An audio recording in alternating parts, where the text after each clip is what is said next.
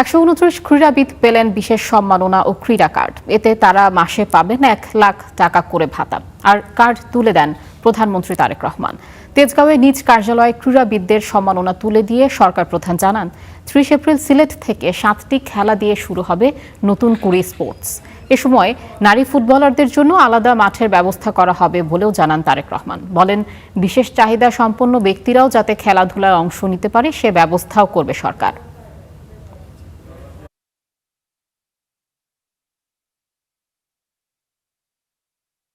খেলোয়াড় বন্ধুরা যেমন তাদেরকে আমরা একটি স্পোর্টস কার্ড দিয়েছি, আপনারা দেখেছেন তাদেরকে যেটা আমরা উপহার দিয়েছি, তার মধ্যে ছোট্ট একটি কার্ড আছে ব্যাংক কার্ডের মতন।